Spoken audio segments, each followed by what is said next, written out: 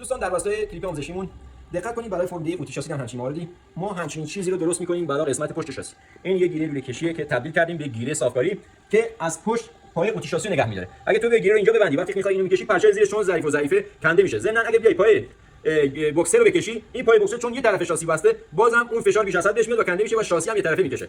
ما همین چیزی رو درست کردیم و ضمن نقطه کلیدی این داخل زیر ماشین. بیا ببینو. ببین دوستان وقتی که تو میای شاسی رو فرم میدی قسمت نازک شاسی دقیقاً اینجا سوراخیه. وقتی که ضربه به پشت شاسی میخوره بیشترین فشار که میاد این قسمت دوبل داره، در این قسمت داخلی دوبل داره، اینجاش دوبل نداره، دقیقاً در همون قسمت سوراخ این تا میشه و شاسی کج میشه. ما برای همین مورد تصمیم اینجوری داریم. دقت کنید این تصمیم سوراخ میره داخل سوراخ و دو طرف سوراخ قوطی شاسی نگه میداره. بعد یه پیچ دو سر بستیم روی این. اگه پیچ دو سر نباشه نمیتونیم بندازی داخل قوطی شاسی. مهرش هم ثابته. یه پیچ دو سر میندازی داخل اون و این قوطی رو به صورت پل زیر شاسی نگه میداری. همزمان که قوطی شاسی رو کشیدی به خاطر اینکه تو این تار رو درست کنی شروع می‌کنی به صفر کردن پیچ زیر و اونم قسمت دور سوراخ رو میکشه پایین و این راستایش قوطی شاسی رو کلا تخت میکنه. این نکته کلیدی آموزنده هم تقدیم نگاه زیباتون. دوستان برای اینکه داخل قوطی شاسی رو بخوایم درست کنیم حتما نیاز داریم همچین ابزاری. این ابزار دستساز خودمونه دوستان. دقت کنید به همین حالت میندازی روی قوری و انبار که قفل کردی قوری میاد به صورت اتوماتیک میاد.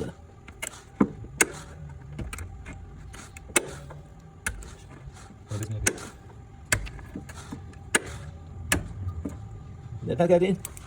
به همین حالت. حالت ظریفش هم باید انجام بدید با همین انبار. این پست رو بفرستین برای دوستای صافکارتون. ضمناً یادتون نره با لایک، شیر و کامنت بهمون انرژی بدین که پست‌های بیشتری براتون